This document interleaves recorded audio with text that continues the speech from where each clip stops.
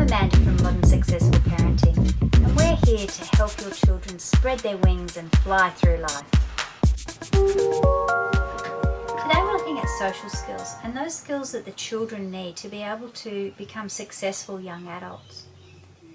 Now you think, oh, it's a long time until they're adults, but it actually goes quite quickly. And those social skills that we learn when we're coming up to 5 years of age, in those early years, are so important to our whole life. Some of the social things at home that you can do, and I call it at home, but it's actually really about what you can do with your children, is take them to different things.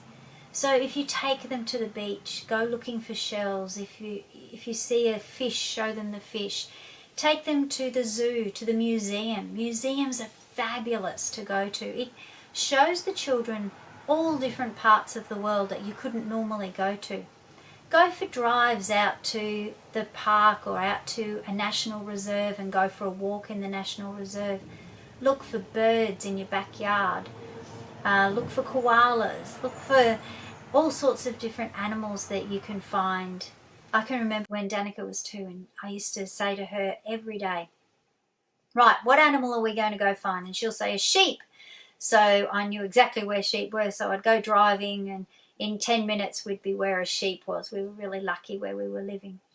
And we'd look for cows and sheep. And on her 2nd birthday she said, I want to see a giraffe. And I'm thinking, where can I find a giraffe? And then I thought, the zoo. So I took her to the zoo and we got a zoo pass and we went every day to the zoo. It was fantastic. She just loved it. So it was a place where she could learn about the people around her, but she could learn about the animals and find interesting things out about different animals in different countries, and we had such a lovely time. You can do that at a museum, you can do that at the library. Just going to the library and finding different books every week is a huge thing for them.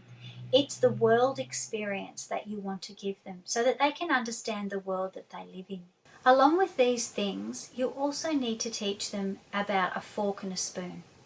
So by the time they're 2, they should be able to use a spoon and a fork, and coming up to 5 years of age, they should be able to use a knife and a fork. Now, I don't suggest that you use really, really sharp knives, and always when they have a knife, they need to be supervised. Children should never eat unsupervised. There are a couple of reasons. One of them is choking.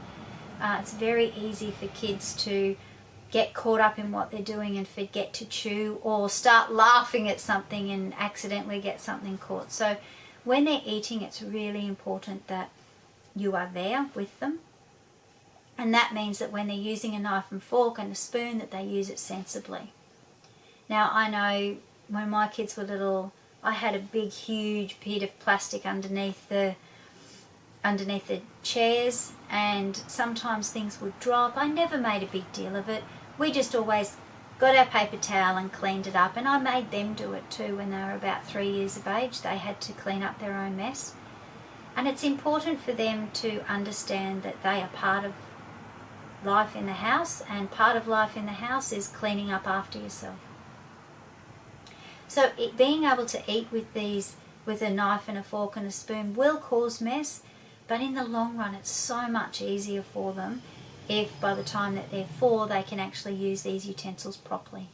Showing them how to do imaginative play is something that we sort of think we shouldn't have to do that. Kids play, they should be able to play on their own. They don't need to be taught how to do it. But actually it's really important that you do start that imaginative play with them so that they can get an idea of how it works. Once they've started doing it, then they'll see it and they'll take it on and they'll just run with it. This is around about the age of 3 and 4 years of age. At 2, they just love getting their dolls or brushing hair or picking them up and putting them in carts and rolling them around the house, those sorts of things. But as they get a little bit older, they want to role play what's happening around them. And that role play is really important. Sometimes you have to help initiate that role play.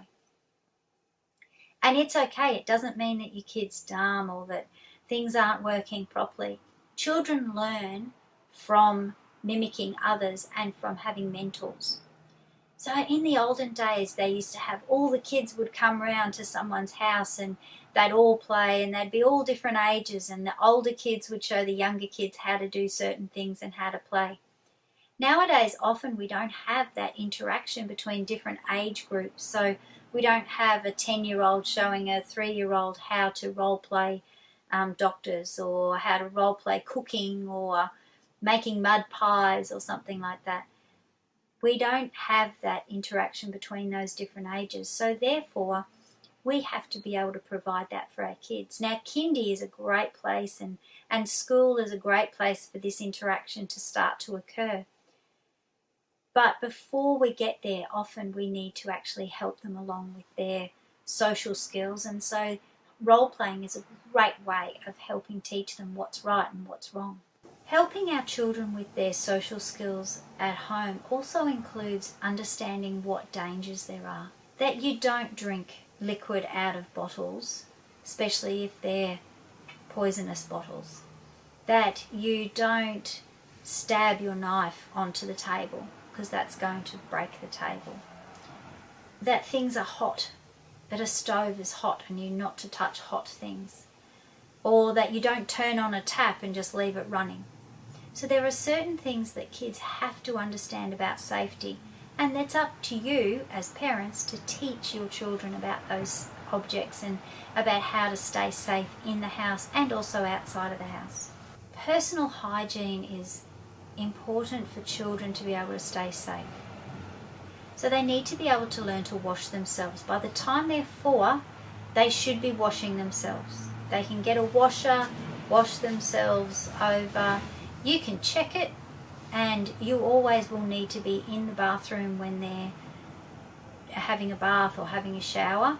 It's really important that you are there for safety reasons, obviously for drowning and things like that. But they should be the ones who are doing the washing, and they should be the ones who are cleaning themselves, and you should be showing them how to do it properly, but then letting them practice and letting them do it. Remember, again, repetition.